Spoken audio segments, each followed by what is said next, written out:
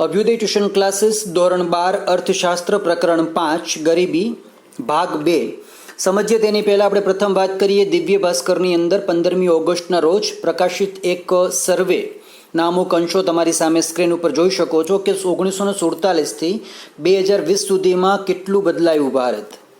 આપ જોઈ શકો છો અહીંયા કે જે બ્લેક ડોટ છે 1947 માટે અને કેસરી પટ્ટો જે છે 2020 માટે બતાવે છે. વસ્તી જે છે કરોડમાં જુઓ તો આઝાદી વખતે 34 કરોડ અને આઝાદી બાદ 137 કરોડ આશરે લઈ શકાય. જીડીપી જે છે એ 2.7 લાખ કરોડ, અહીંયા અત્યારે 147.8. સરેરાશ વ્યક્તિની કમાણી જે છે અત્યારે હાલમાં આટલી. સોનાની કિંમત તમે જુઓ તો 88.6 રૂપિયાથી લઈને હાલમાં અત્યારની કિંમત છે 54,470 અને પેટ્રોલની કિંમત એ વખતે હતી 0.27 પૈસા, અત્યારે કિંમત છે 80.43. સાથે વસ્તીની જો વાત કરીએ તો છેલ્લા 73 વર્ષોમાં દેશની વસ્તી છે 4 ગણી વધી છે. 1951ની વાત કરીએ તો 36.10, 1961 43.92, 71માં 54.81, 81માં 68.32, 1991માં 84.64, 2001માં 102.87, 2011માં 121.08 અને 2020માં અંદાજિત આંકડો છે 137.13 કરોડનો. તો આ વસ્તી જે છે તમે જોઈ શકો છો, વસ્તી કરોડમાં છેલ્લા 73 વર્ષોમાં વધી છે. ભારતની આઝાદીથી અત્યારે 74મું વર્ષ ચાલે છે. જીડીપીની જો વાત કરીએ તો જીડીપી જે છે એ છેલ્લા 73 વર્ષોમાં 55 ગણો વધ્યો છે. જોઈ શકો છો આપણે જીડીપીનું આપણને ફૂલ ફોર્મ ખબર છે. ખાસ યાદ રાખશું કે 2011 સુધીના જીડીપીના આંકડાઓ જે છે 2004-05ના કોન્સ્ટન્ટ પ્રાઇસ પર આધારિત છે, સ્થિર અચળાંક ઉપર આધારિત છે. અને 2019-20 જીડીપીના જે આંકડા છે એ 2011 અને 12ના કોન્સ્ટન્ટ પ્રાઇસ પર આધારિત છે, સીપી ઉપર. તો અહીંયા તમે જોઈ શકો છો જીડીપી જે છે 147.79 જેટલો વધ્યો છે છેલ્લા 73 વર્ષોમાં. ગરીબી રેખાની જો વાત કરીએ તો આપણે જે ચેપ્ટર ભણીએ છીએ એમાં આપણે આવે છે ગરીબી. તો છેલ્લા 73 વર્ષોમાં દેશની 58% વસ્તી જે છે એ ગરીબી રેખાથી ઉપર આવી ગઈ છે. 1947માં આંકડો હતો 25 કરોડનો અને જે વધીને તમે જુઓ અહીંયા તો વધારે આંકડો હતો 2004-05માં 40.7 કરોડ અને અત્યારે જુઓ તો તેમાં ઘટાડો છે. હાલમાં આંકડો જે છે 26.9 કરોડ. સોર્સિસ જે છે MOSPI, RBI, તેંડુલકર કમિટીનો અહેવાલ તમે જે 11મા ધોરણમાં 12મા ધોરણમાં ભણવાના છો એ તમામ વિગત એમાં આવી ગઈ છે. સાથે વાત કરીએ સોનું, 73 વર્ષમાં સોનાની કિંમત 600 ગણી વધી છે. 1947માં 89 રૂપિયાની અંદર આવતું સોનું ધીમે ધીમે તમે જુઓ તો આ કિંમતનો ગ્રાફ સતત વધતો જાય છે. 14 ઓગસ્ટ સુધી સોનાનો ભાવ આ હતો 54,470 રૂપિયા. તમને ખ્યાલ હશે, આ સોર્સિસ આપણને આપેલા છે RBI તરફથી. પેટ્રોલની જો વાત કરીએ તો પેટ્રોલની કિંમત આઝાદી પછી 73 વર્ષમાં 300 ગણી વધી છે. 1947ની અંદર 27 પૈસે લીટર પેટ્રોલ મળતું હતું અને હવે તમે જુઓ તો આ ગ્રાફ જે સતત વધતો જાય છે 80 રૂપિયા અને 43 પૈસા 14 ઓગસ્ટ સુધીમાં. મીડિયા રિપોર્ટ્સ એટલે કે અમદાવાદનો, રાજકોટ કે બીજા અલગ પ્રકારના ઝોન હોય એ ઝોનમાં આનો ભાવ વધઘટ થતો રહેતો હોય છે. રેલવેની વાત કરીએ તો છેલ્લા 73 વર્ષોમાં રેલવે મુસાફર જે છે 6.5 ગણા વધ્યા છે અને પ્રત્યેક કિલોમીટર ભાડું જે છે 30 ગણું વધ્યું. આઝાદી બાદ 1950-51માં મુસાફરની સંખ્યા હતી 128.4 કરોડ અને કિલોમીટર પર થતો ખર્ચો હતો 1.5 પૈસા જેટલો. એ વધીને તમે જુઓ તો 2011-12માં 822.4 કરોડ મુસાફરો મુસાફરી કરે છે રેલવેની અંદર. 27 પૈસા પ્રતિ કિલોમીટર પર ખર્ચો છે અહીંયા, 27 રૂપિયા અને 0 પૈસા.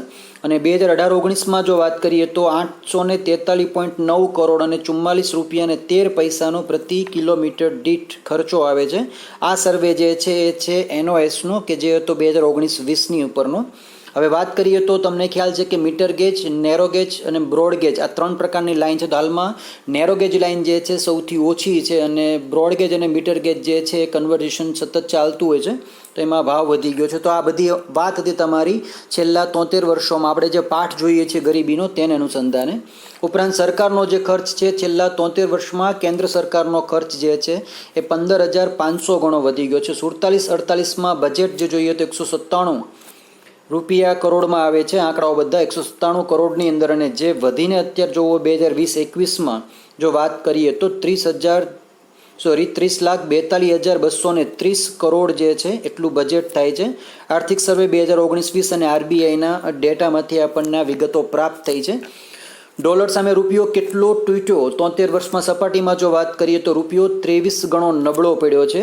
1947માં ડોલરની સામે રૂપિયો જે હતો મજબૂત હતો અને ધીમે ધીમે તમે જો વાત કરો અહીંયા તો હાલમાં 74 રૂપિયા અને 86 પૈસા ડોલરની કિંમત છે. આ વિગત તમારી પાસે આવી છે 13 ઓગસ્ટ સુધીની. થોમસ કુક જે એક સાઇટ છે, એક એવી કંપની છે કે જે પોતે આ પ્રકારના ફોરેન એક્સચેન્જિંગ ડીલ ઉપર કામ કરે છે, અને આરબીઆઈ એ આપને સર્વેને ખ્યાલ જ છે. વિદેશી હુંડિયામણની જો વાત કરીએ અનામતની તો 73 વર્ષોમાં હુંડિયામણની અનામતમાં 2500 ગણો વધારો. 1950-51માં 1029 જેટલું, અને પછી ધીમે ધીમે તમે જોતા જશો અહીંયા આંકડાઓ જે તમને બતાવે છે 18-19 સુધીના. આ આંક આવે છે 28,55,880 જેટલું વિદેશી હુંડિયામણ જે છે અનામતમાં વધારો થયો છે. સોર્સ નીતિ આયોગ. તમને નીતિ આયોગ વિશે પણ ખ્યાલ હશે, NITI. તમે ગૂગલ સર્ચ કરી શકશો આ બધી વિગતો માટે. તો વિદેશી હુંડિયામણ જે છે ફોરેન એક્સચેન્જ શું કામમાં આવે છે એ તમારે જોવાનું હતું. સાથે આપણે હવે વાત કરીએ ગરીબીના નિર્દેશકોની. તો ગરીબીની કક્ષા અને તેનું બંધારણ દર્શાવતી બાબતોને ગરીબીના નિર્દેશકો કહે છે. દેશમાં ગરીબીને દર્શાવતા વિવિધ પરિબળોને ગરીબીના નિર્દેશક તરીકે ઓળખવામાં આવે છે. ગરીબો અને તેમની ગરીબીની કક્ષાને ઓળખવા માટે ચોક્કસ નિર્દેશકોનો ઉપયોગ થાય, જેના દ્વારા ગરીબીના ચોક્કસ સ્વરૂપ અને પ્રમાણને તમે જાણી શકો. તો તેના નિર્દેશકો આ પ્રમાણે છે. પ્રથમ તમારી પાસે આવશે માથાદીઠ ઘરગથ્થુ વપરાશી ખર્ચ. તો માથાદીઠ ઘરગથ્થુ વપરાશી ખર્ચ તે કોઈપણ એક વર્ષ દરમિયાન કુટુંબો દ્વારા ખરીદેલ બધી જ વસ્તુઓ અને સેવાઓ, ટકાઉ વસ્તુ જેમ કે કાર, વોશિંગ મશીન, કમ્પ્યુટર વગેરેના બજાર મૂલ્યને તે જ વર્ષની વસ્તી વડે ભાગતા પ્રાપ્ત થાય છે. તો તમે આ હિસાબ જે છે 1947થી લઈને તમે એ આગળની સ્લાઇડમાં તમને દર્શાવ્યા પ્રમાણે શોધી શકો છો. માથાદીઠ વપરાશી ખર્ચ તે દેશમાં વસતા લોકોની જીવન જરૂરિયાત તેમજ સુખ સગવડની વસ્તુઓ તેમજ સેવાઓની પ્રાપ્તિને દર્શાવે છે. વિકાસમાન દેશોમાં વિકસિત દેશોની તુલનામાં માથાદીઠ વપરાશી ખર્ચ ઘણું બધું ઓછું હોવાથી જીવનની ગુણવત્તા ઘણી જ નીચી હોય છે. તેથી ગરીબી વધુ પ્રમાણમાં જોવા મળે છે. વિશ્વના કેટલાક દેશોમાં માથાદીઠ ઘરગથ્થુ વપરાશી ખર્ચ નીચે પ્રમાણે તમે જોઈ શકો છો. જેમ કે US જે છે એમાં 31,469 2014 પ્રમાણે, યુકેમાં 25,828, જાપાનમાં 22,149, પાકિસ્તાન 603, ચીન 1420 અને ભારતની અંદર 725 જેટલો આ ખર્ચો જે છે એ જોવા મળે છે. સોર્સિસ જે છે આપણી પાસે છે www.worldbank.org માંથી. ઉપયુક્ત માહિતી અનુસાર ભારતમાં વર્ષ 2005ના સ્થિર ભાવ વર્ષ પ્રમાણે જો જોઈએ તો 2014માં માથાદીઠ ઘરગથ્થુ વપરાશી ખર્ચ જે હતું એ હતું $725, જે યુએસમાં 31,469 યુકેની અંદર 25,828, જાપાન 22,149 હતું, પાકિસ્તાન 603 અને ભારતમાં માથાદીઠ ઘરગથ્થુ વપરાશી ખર્ચ જે છે યુએસ અને યુકે જેવા વિકસિત દેશોની તુલનાએ ઘણું જ ઓછું જોવા મળે છે. નંબર બીજો પ્રશ્ન અહીં આવે છે કુપોષણનું પ્રમાણ. કુપોષણ એવી સ્થિતિ છે જેમાં વ્યક્તિ દ્વારા લેવાતા ખોરાકમાં પૂરતા પ્રમાણમાં કેલરી, પ્રોટીન, કાર્બોહાઈડ્રેટ, વિટામિન્સ અને મિનરલ્સનો સમાવેશ થતો નથી. ભારતમાં કૃષિ ઉત્પાદન વધુ હોવા છતાં નીચી માથાદીઠ આવક અને આવકની અસમાન વહેંચણીના કારણે ઓછી આવકવાળા વર્ગને પૂરતો પોષણક્ષમ ખોરાક જે છે પ્રાપ્ત થતો નથી. ભારતમાં કુપોષિત વ્યક્તિઓની સંખ્યા તમે જુઓ તો 1992ની અંદર 23.7 જેટલી, 2002ની અંદર 17.5, 2005-07માં 20.5, 2010-12માં 15.6 અને 2014-16ની અંદર 15.2 છે. જોઈ શકાય છે કે જેમ જેમ વર્ષોનો વધારો થયો તેમ અહીંયા કુપોષણની ટકાવારી જે છે વ્યક્તિ દીઠ એ ઘટતી જાય છે. તો અહીંયા પણ એ આપણી માટે એક સારી વસ્તુ છે, પરંતુ આમાં પણ ઘટાડો 0 સુધી લાવવાની વાત થતી હોય છે, તો એ પણ એક નિર્દેશ થતો હોય છે. ત્રીજો આપણી પાસે મુદ્દો આવે છે અપેક્ષિત આયુષ્ય અને બાળ મૃત્યુ દર. જન્મ સમયે અપેક્ષિત આયુષ્ય એટલે નવું જન્મેલું બાળક સરેરાશ કેટલા વર્ષ જીવશે તેવી અપેક્ષા. દેશમાં વસતા લોકોનું સરેરાશ અપેક્ષિત આયુષ્ય નક્કી કરવામાં પૂરતો પોષણક્ષમ આહાર, સ્વચ્છતા, પીવાનું શુદ્ધ પાણી, સ્વાસ્થ્ય સંબંધિત સેવાઓ વગેરે આધાર રાખે છે. ગરીબ વ્યક્તિઓ આ પ્રકારની સગવડો ઓછી પ્રાપ્ત કરતા હોવાથી તેમનું સરેરાશ આયુષ્ય જે છે એ નીચું રહે છે. તેની સામે મધ્યમ વર્ગ અને ઉચ્ચ ધનિક વર્ગ જે છે તેમાં પ્રમાણ જે છે સૌથી વધારે હોય છે. બાળ મૃત્યુ દર એટલે કે દર 1000 જીવિત જન્મતા બાળકોમાંથી 1 વર્ષથી ઓછા સમયગાળામાં મૃત્યુ પામતા બાળકોનું પ્રમાણ. આ વિગત આપણે ધોરણ 11માની અંદર અને આગળના ચેપ્ટરમાં પણ જોઈ ગયા છીએ. ફરી વખત રિપીટ થાય છે. તો બાળ મૃત્યુ દરનું પ્રમાણ જે છે સ્વાસ્થ્ય સેવાઓની ઉપલબ્ધતા, માતામાં શિક્ષણનું પ્રમાણ, બાળકોમાં રસીકરણ, પોષણક્ષમ આહાર વગેરે બાબત પર આધાર રાખે છે. તો બાળ મૃત્યુ દર પણ નબળી આરોગ્ય સેવાઓના સંદર્ભમાં ગરીબીનો નિર્દેશ બતાવે. જેમાં તમે જુઓ તો અહીંયા નોર્વે જે છે આયુષ્ય સરેરાશ હતું 81.6 2014 પ્રમાણે. મૃત્યુદર હતો બાળ મૃત્યુદર 0.2 અથવા 2%. અમેરિકામાં 79.1 સરેરાશ આયુષ્ય, મૃત્યુદર 6%. શ્રીલંકા 74.9 અને મૃત્યુદર 9. ચીન 75.8 અને 10%. ભારતમાં 68.0 અને 39% મૃત્યુદર. તો અહીંયા આ જે આંક છે એ આંક સૌથી વિશેષ વધારે ભારતમાં છે. ચીન જેવો જે આપણી કરતાં પણ વધારે વસ્તીમાં પોપ્યુલેશન ધરાવતો દેશ હોવા છતાં પણ અહીંયા તમે જોઈ શકો છો સરેરાશ આયુષ્ય 75.8 વર્ષનું, આપણી પાસે અહીંયા 68 પોઈન્ટ જેટલું. અને ખાસ અહીંયા બાળ મૃત્યુ દર જે છે સૌથી વિશેષ છે.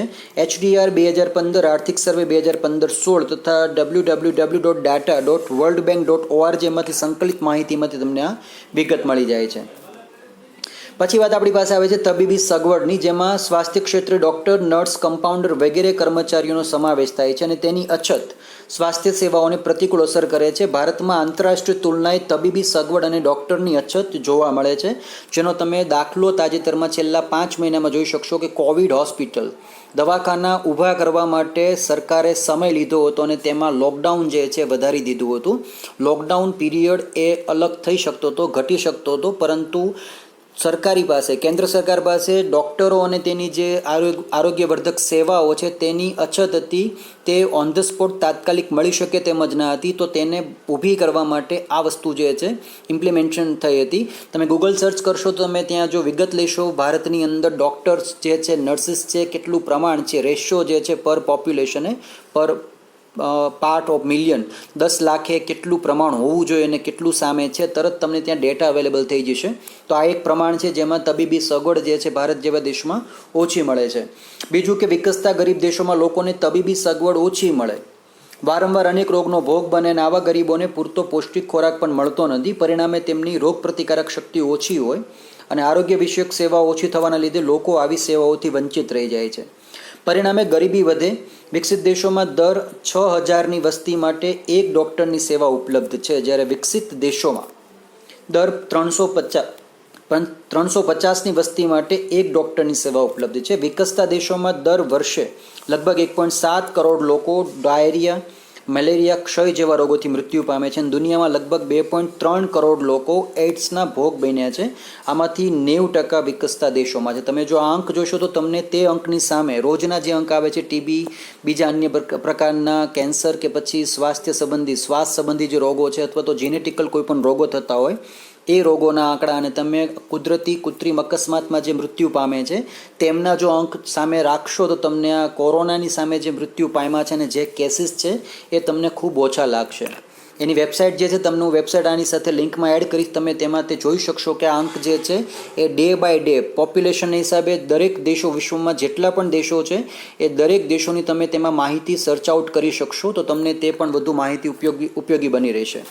નંબર સૌથી અગત્યનું છે 5મા નંબરમાં પીવાનું પાણી. તો જનસમૂહનું સ્વાસ્થ્ય સૌથી વધુ સુરક્ષિત પીવાલાયક પાણી અને સ્વચ્છતાની સગવડ સાથે સંકળાયેલું છે. દૂષિત પાણી, શુદ્ધ અને પૌષ્ટિક ખોરાકનો અભાવ વગેરે પરિબળો અનેક રોગનું કારણ બને છે. વસ્તી ગણતરી 2011ની માહિતી મુજબ ભારતમાં 63.3% જેટલી કુટુંબિક જે ક્ષમતાઓ છે કુટુંબોની અંદર નળ દ્વારા શુદ્ધિકરણ સ્ત્રોત એટલે કે ટ્રીટેડ સોર્સિસથી પીવાનું પાણી ઉપલબ્ધ છે. આપ જોઈ શકો છો 63.3% કુટુંબ, બાકીના કુટુંબ પાસે બીજા કોઈ સોર્સિસ નથી. 8.67% કુટુંબોને નળ દ્વારા શુદ્ધિકરણ ન કરેલ પાણી અને 26% લોકોને અન્ય સ્ત્રોત જેવા કે કૂવા, હેન્ડપંપ, ટ્યુબવેલ, ઝરણા, નદી, નહેરો કે તળાવમાંથી પીવાનું પાણી પ્રાપ્ત થતું હોય છે. શુદ્ધ પીવાના પાણીની ગેરહાજરીમાં ગંદુ પ્રદૂષણયુક્ત પાણી પીવાથી દેશમાં પાણીજન્ય રોગો વધારી ગરીબીની સમસ્યામાં પણ તે વધારો કરે છે. તમને દૂષિત પાણી પીવાથી કમળો, કોલેરા, ટાઇફોઇડ ઉપરાંત હાથીપગો કે પછી વાળા નામનો રોગ પણ થઈ શકતો હોય છે. તો તમે તેને વિશે પણ માહિતી ધોરણ 8, 9, 10ની અંદર વિજ્ઞાન વિષયમાં ભણી ગયા છો તો તમને ખ્યાલ હશે. તો વાળો જે છે પગમાંથી, એડીમાંથી એક તાર જેવું નીકળતું હોય. હાથીપગાના રોગમાં પગ જે છે પોતે એકદમ વિશાળકાય હાથી જેટલો બની ગયો, હાથીના જે પગ હોય એવી રીતે પગ ફૂલી જાય છે. પછી વાત આવે છે શૌચાલય સંબંધિત સુવિધાની. તમે ગામમાં, શહેરમાં જ્યાં પણ જશો ત્યાં તમને ઘર ઘર શૌચાલય આવી એક તમને સૂક્તિ જોવા મળશે. તો આ શૌચાલય મુક્ત ગામડું કે શૌચાલય મુક્ત તાલુકો છો તો તમે ત્યાં લાઈન વાંચશો તો તમને ખ્યાલ આવશે કે અત્યારે હાલની અંદર દર 10 ગામડાના ઘરમાં લગભગ દરેક પાસે શૌચાલય છે, ટોયલેટની સુવિધા છે. એક આના ઉપર ફિલ્મ પણ આવ્યું હતું, પેડમેન અને ટોયલેટ, એક પ્રેમ કથા, એ પણ તમે કદાચ જોઈ હશે તો તમને તેમાં પણ એક સંદેશ છે આપેલો છે. નોર્મલી એ સંદેશ તેમાં અભિવ્યક્ત થતો હોય છે. ભારતમાં વસ્તી ગણતરી 2011ની માહિતી મુજબ કુલ વસ્તીના લગભગ 70% વસ્તી ગ્રામ્ય વિસ્તારમાં રહે છે, જેમણે પાણીજન્ય અને ચેપી રોગો થવાની શક્યતા વધુ છે. આનાથી બચવા સ્વચ્છતા મહત્વની છે, તે માટે શૌચાલયની સુવિધા સૌથી અગત્યની છે. કુલ કુટુંબો અહીંયા આપેલા છે 100%, અને મકાનમાં શૌચાલયની સગવડતાવાળા કુટુંબો માત્ર 66% છે, અને બાકીના જે છે બધા 34%માં કુદરતના ખોળે, એટલે કે પોતે વાડીએ કે પછી નદીના કાંઠે કે પછી અન્ય કોઈ જગ્યાએ પોતે શૌચાલયમાં કુદરતી હાજતે જતા હોય છે. બીજું કે સ્વચ્છતાના અભાવે પ્રદૂષણ અને શારીરિક નબળાઈ ઉત્પાદકતા અને ઉત્પાદનને નીચો રાખે, જે ગરીબીમાં વધારો કરે છે. પછી વાત આપણી પાસે આવે છે 7મા નંબરના નિર્દેશકમાં રહેઠાણની. તો ગરીબીના નિર્દેશક તરીકે રહેઠાણ અને તેનું સ્વરૂપ એક નિર્દેશક છે. વિકસતા દેશોમાં રહેઠાણોની તંગી છે, લોકો ગંદી ચાલો અને ઝૂંપડપટ્ટીમાં રહે છે. મુંબઈની ધારાવી નગરી જે છે, ધારાવી ઝોપડપટ્ટી, એ એશિયાની સૌથી મોટામાં મોટી ઝોપડપટ્ટી છે. તમે એક ફિલ્મનું નામ કદાચ સાંભળ્યું હશે, સ્લમ ડોગ મિલિયોનેર. આ ફિલ્મની અંદર પણ આ જ આખી ઝોપડપટ્ટીની વાત કરી છે. અને તમે ગૂગલ સર્ચ કરશો તો તમને ધારાવીની ઝોપડપટ્ટીમાં 10x10ના ઓરડાની અંદર ઓછામાં ઓછા 10થી 15 લોકો રહેતા હોય છે. તે લોકો નાય પણ ત્યાં છે, ખાય પણ ત્યાં છે, અને પીવે સૂવે બધી જ ક્રિયા ત્યાં કરતા હોય છે. તો ત્યાં મુંબઈની અંદર રોટલો મળે છે, ઓટલો નથી મળતો, એક કહેવત છે, એ ત્યાં લાગુ પડે, કારણ કે ત્યાં માનવ વસ્તી જે છે કીડિયારું જેમ ઉભરાતું હોય તેમ ઉભરાતી હોય છે. પ્રવર્તી ગરીબીનું માપદંડ છે ગરીબી, ઝૂંપડપટ્ટીમાં રહેતા લોકો. રહેઠાણ એ માનવીની પ્રાથમિક જરૂરિયાત છે. રહેઠાણ મળે તો કેવા મળે છે તેના પરથી ગરીબીનું ધોરણ નક્કી થાય છે. રહેઠાણનું મકાન, ઓરડાઓ, રહેનારાઓની સંખ્યા, ઘરમાં નળ, ડ્રેનેજ એટલે કે ગટરની લાઇન, વીજળી જેવી પ્રાથમિક સગવડતા ધરાવતા મકાનોની ટકાવારી ગરીબીની કક્ષા દર્શાવે છે. ભારતમાં પૂરતી સગવડતાવાળા મકાનોની તંગી છે. ભારતમાં 60 કરોડ લોકો સ્વાસ્થ્યને હાનિ પહોંચાડે અથવા તો જીવન માટે જોખમરૂપ છે તેવા નિવાસસ્થાનમાં રહે છે. આપ જોઈ શકો છો અહીંયા 60 કરોડ લોકો. હાલની જે કોરોનાની સ્થિતિ છે તે કોરોનાની સ્થિતિમાં આ અંક તમે જો હાલ પકડીને ચાલશો તો 60 કરોડ લોકોને કોરોનાની સ્થિતિમાં ચેપ જે છે, સંક્રમણ થવાની શક્યતા છે. ભારતની અડધી વસ્તી આમાં આવી જાય છે. ભારતમાં મોટા ભાગના મકાનો એવી એક રૂમની સગવડતાવાળા છે જે ગરીબીનું એક માપદંડ બને છે. નંબર 8 આપણી પાસે આવે છે વીજળીની વપરાશ. કે કોઈપણ દેશના આર્થિક વિકાસને અસર કરનારું મહત્વનું પરિબળ છે વીજળીની સગવડ. દેશમાં ઉત્પાદન વધારવા, લોકોના જીવનની ગુણવત્તા સુધારવા વીજળીની સગવડ ખૂબ જ મહત્વની છે. ભારત વીજળીનો એક મોટો ઉત્પાદક અને વપરાશ કરતો દેશ છે, છતાં પણ વધુ વસ્તી અને ઓછી માથાદીઠ આવક હોવાના લીધે માથાદીઠ વીજળીની વપરાશ ખૂબ અહીંયા ઓછી જોવા મળે છે. અને સૌથી મહત્વનું પરિબળ આપણી પાસે આવે છે શિક્ષણ.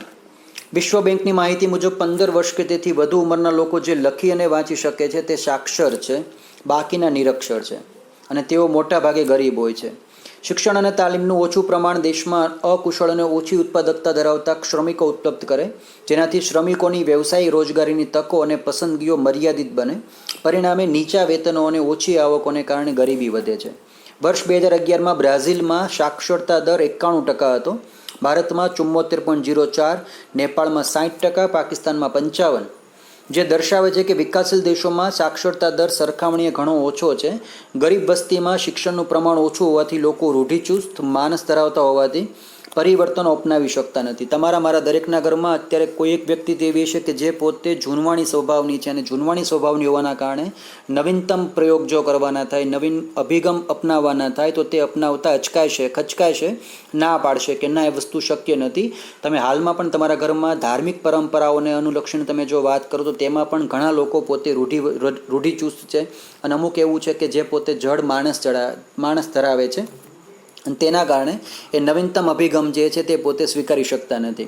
અજ્ઞાનતાનું ઊંચું પ્રમાણ ગરીબીનું પ્રબળ નિર્દેશક ગણાય છે, અને આ જ કારણે તમે જુઓ તો 1947થી અત્યાર સુધીમાં અંગ્રેજો જે છે તો 1947માં આઝાદી મેળવ્યા પછી પણ હાલમાં સ્થિતિ એમની એમ જ છે, એમાં કોઈ સુધારો થયો નથી.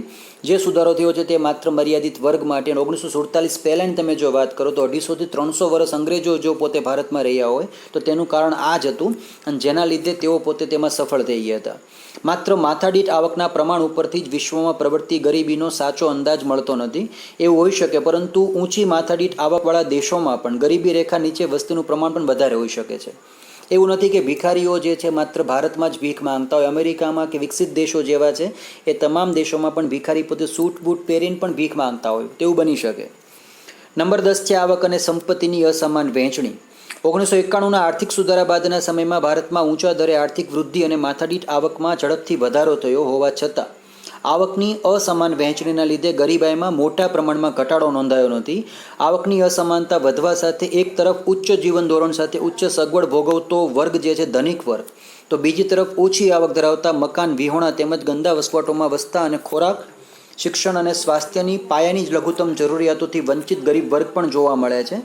નીચે તમે કોષ્ટકમાં જુઓ તો યુએસની અંદર 1998માં 15.2% વસ્તી અને 2012માં 18.9% વસ્તી કે જેમની પાસે આ બધી સુવિધાઓ હતી. યુકેમાં વાત કરીએ તો 12.5 અને 12.7% વધારો તમે જોઈ શકો છો. ભારતમાં 9% અને હાલમાં 2012 પ્રમાણે 12.6% જે છે આર્થિક સર્વે 2015-16 પ્રમાણે ધનિક વર્ગ ત્યાં જોવા મળે જેમની પાસે આવકની અસમાન વહેંચણી છે. હાલની સ્થિતિમાં જો વાત કરીએ તો ગરીબ વર્ગ વધારે ને વધારે ગરીબ બનતો જાય છે અને ધનિક વર્ગ જે છે વધુને વધુ અમીર બનતો જાય છે. તમે એક્ઝામ્પલ લઈ શકો અંબાણી પરિવારનું કે જેમાં અનિલ અંબાણી જે છે એની સંપત્તિ દિન પ્રતિદિન ઘટતી જાય છે અને તે દેવાના બોજ હેઠળ દબાતો જાય છે. તેની સામે મુકેશ અંબાણી જે તેની સંપત્તિ રાત દિવસ 100 ગણી, 4 ગણી, 8 ગણી ઝડપે વધે છે અને તે પોતે ધીમે ધીમે પોતાના તમામ પ્રકારના દેવામાંથી મુક્ત બનતો જાય છે. તો આ એક ફેરફાર તમે જોઈ શકો છો અહીંયા.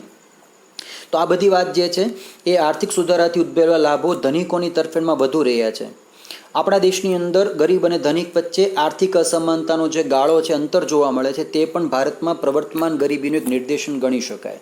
અને સૌથી અગત્યનું, સૌથી વધારે છે તો ભારતમાં 3 થી 4 દિવસ પહેલાં તે ન્યૂઝપેપરમાં આવેલા લેખ પ્રમાણે ચીન કરતાં પણ ભારતની અંદર યુવાનો જે છે સૌથી વધારે છે. 47%થી વધારે યુવાનો છે, ચીન કરતાં પણ વધારે. તો તેના કારણે તમે જુઓ તો હાલમાં ગુજરાતની જ વાત કરીએ આપણે તો ગુજરાતની અંદર છેલ્લા 5 થી 7 વર્ષમાં કોઈ પણ પ્રકારની વિશેષ મોટી ભરતી નથી થઈ અને ઘણા બધા બેરોજગાર યુવાનો જે છે પોતે રોજગારી મેળવવા માટે ઝઝૂમતા હોય છે, આંદોલન કરતા હોય છે. ટ્વિટર ઉપર કે પછી ફેસબુક ઉપર પોતે ડિજિટલ આંદોલન કરે છે. એમાં સફળતા મળે છે ત્યારે પેપર ફૂટી જાય છે અને પરીક્ષા આપવા તમને કદાચ ખ્યાલ હશે કે તાલુકાની અંદર, ગઢડા તાલુકાની અંદર જ્યારે લોકો તલાટી કમ મંત્રીની પરીક્ષા કે પછી LRDની લોકરક્ષક દળની પરીક્ષા આપવા આવે ત્યારે કીડિયારું ઉભરાતું હોય તેવા યુવાનો પોતે પરીક્ષા આપતા હોય છે. તો તેની સામે ભરતી જે છે એ માંડ 500ની કે 700ની કરવાની. યુવાનોના ફોર્મ જે છે 1.5 થી 2 લાખ કે એનાથી વધારે ભરાતા હોય છે. હવે આની અંદર જોબ મેળવવાનો જે રેશિયો છે એ 0.1%થી પણ ઓછો હોય છે. તાજેતરમાં તમે UPSC અને GPSCના જો પરિણામ જુઓ તો તે પરિણામમાં પણ પરીક્ષા આપનારો વર્ગ જે છે એ લાખોની સંખ્યામાં છે અને તેમાંથી પાસ થનારો વર્ગ જે છે માંડ 1 થી 2% જેટલો હોય. તમે ગૂગલ સર્ચ કરશો અને તમે જો હિસ્ટ્રી તપાસશો છેલ્લા 50 વર્ષની તો 50 વર્ષના આંકડામાં UPSC GPSCની એક્ઝામમાં સરકારી નોકરી મેળવનાર યુવાન વર્ગ જે છે તે કેટલા છે અને તેની સામે કેટલા લોકોએ આ પરીક્ષા આપેલી છે. તમે તેમની જે ઓફિશિયલ વેબસાઇટ છે તેના ઉપર પણ લોગિન કરીને વિગત જોઈ શકો છો. છેલ્લા કેટલા વર્ષોનું ત્યાં પરિણામ અને તેમાં કેટલા ટોપર્સ છે. તો આ ટોપર્સની જે યાદી છે તે બહુ ઓછી હોય છે. પ્રવર્તમાન વેતન દરે કામ કરવાની ઈચ્છા અને શક્તિ લાયકાત ધરાવતા વ્યક્તિને કામ ન મળે તો તે બેકાર કહેવાય. ભારતમાં આયોજનની શરૂઆતમાં નીચા આર્થિક વિકાસ અને 91 પછી રોજગારી વિહોણી વૃદ્ધિ જોબલેસ ગ્રોથના કારણે રોજગારી સર્જનનો દર વધતા શ્રમના પુરવઠાના સંદર્ભમાં નીચો રહ્યો છે. હાલમાં આપણું જે શિક્ષણ છે શિક્ષણ નોકરી મેળવવા માટેનું છે, સાચું શિક્ષણ નથી કે જેમાં આપણને ઉપયોગી થાય તેવું કંઈક નોલેજ મળે. અતિ ધનાઢ્ય વર્ગના જે લોકો છે તે પોતાના સંતાનોને ભણાવતા પણ નથી. એક કડવી વાસ્તવિકતા છે. જો 15% ધનિક વર્ગ લઈએ તો 15% ધનિક વર્ગમાંથી માંડ 2% વર્ગ એવો છે કે જે પોતે પોતાના બાળકોને વિદેશ ભણવા કે પછી આઉટ ઓફ ઇન્ડિયા જે છે પોતે ભણવા માટે મોકલી દેતા હોય છે. બાકીના જે ધનિક વર્ગ છે તે પોતાના સંતાનોને ઘરે બેઠા શિક્ષણ આપે છે અને ઓનલાઈન શિક્ષણ મળે છે, ઘર બેઠા શિક્ષણ મળે. તેઓ લોકો ક્યાંય જતા પણ નથી કારણ કે તેમને ખબર છે કે તેમની પાસે સંભાળવા માટે, નોકરી મેળવવા માટે નહીં પરંતુ નોકરી વાંછુક જેટલા યુવાનો છે તે લોકોને નોકરી આપવા માટે તેમની પાસે પપ્પા કે એના દાદા દાદી પોતે પેઢી મૂકીને જવાના છે. શું તમે માનો છો એવું કે અંબાણી પરિવારનો કોઈ સભ્ય પોતે નોકરી કરે અથવા તાતા જૂથ કે પછી અદાણી જૂથ હોય કે પછી બિલ ગેટ્સ હોય કે પછી બીજા કોઈ પણ તમે વ્યક્તિ ધનાઢ્ય લઈ લો તે દરેકના સંતાનો કોઈ દિવસ નોકરી કરવાના નથી. હા, તેઓ નોકરી ઈચ્છુક જે લોકો છે તેમને નોકરીએ રાખવાના છે. બેરોજગારીની સ્થિતિમાં વ્યક્તિ આવકના અભાવે પોતાની અને પોતાના કુટુંબની લઘુત્તમ જરૂરિયાતો પર સંતોષી શકતી નથી. પરિણામે ગરીબીનું પ્રમાણ ઊંચું આવે છે. ભારતમાં વર્ષ 2011 સુધી બેરોજગારીનો દર 9%ની આસપાસ રહ્યો હતો. 13-14માં શ્રમ બ્યુરો દ્વારા બેરોજગારીની મોજણી પ્રમાણે 15 વર્ષથી મોટી ઉંમરના લોકોમાં આ દર 4.9% અને ગ્રામીણ ક્ષેત્રમાં 4.7% અને શહેરો માટે 5.5% જેટલો જોવા મળ્યો છે. તમે ગૂગલ સર્ચ કરશો, લખશો કે અનએમ્પ્લોયમેન્ટ યુથ જે છે કેટલું છે, તો આ તમને અંક ત્યાં જોવા મળશે. તેમાં થોડી ઘણી વિસંગતતાઓ જોવા મળી શકે, પરંતુ અંક જે છે તમારી સામે છે કે તમે તમારા ગામમાં જુઓ તો કેટલા બેરોજગાર યુવાનો રખડતા હોય છે, નોકરી માટે પોતે વલખા મારે છે. એની સામે વાંક તેમનો પણ નથી. શિક્ષણ પદ્ધતિનો અને ખાસ તો તેમની પોતાની આવડતનો છે. ટેકનિકલ ક્ષેત્ર સાથે સંકળાયેલા યુવાનો પોતે નોકરી મેળવવા માટે જાય તો છે, ડિગ્રી તેમની પાસે છે, પણ ટેકનિકલ જ્ઞાન નથી જે ત્યાં જરૂરી હોય છે. તો આ બધી જ બાબતો ત્યાં અસર કરતી હોય છે.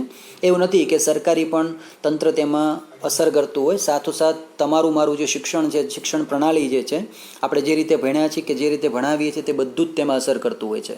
આ સાથે તમારું જે આ યુનિટ છે પ્રકરણ 5 અહીંયા પૂર્ણ થાય છે. સાથોસાથ તમને દિવ્ય ભાસ્કરના અમુક લેખોની જે વેબસાઇટ છે તેની લિંક પણ આ સાથે જોડેલી છે. આપ તે પણ જોશો. અને ખાસ તો આ તમારા પાઠને લક્ષી ગરીબી તમારી જે છે, તો ગરીબીને લગતી તમારી પાસે જે પણ વધારાની પૂરક જાણકારી છે, જે માહિતી છે, તે પણ તમને આ સાથે લિંકમાં જોઈન્ટ કરેલી છે. એકવાર તમે સમગ્ર પાઠ જે છે વ્યવસ્થિત જોઈ જશો અને વાંચી લેશો, તમને સંપૂર્ણ સુવિધા જે છે પાઠમાં આપવામાં આવી છે, જે માહિતી સાથેની જાણકારી એ તમામ તમે તેમાં પ્રાપ્ત કરી શકશો અને તમારું જ્ઞાન જે છે આ ચેપ્ટર માટેનું વધારી શકશો.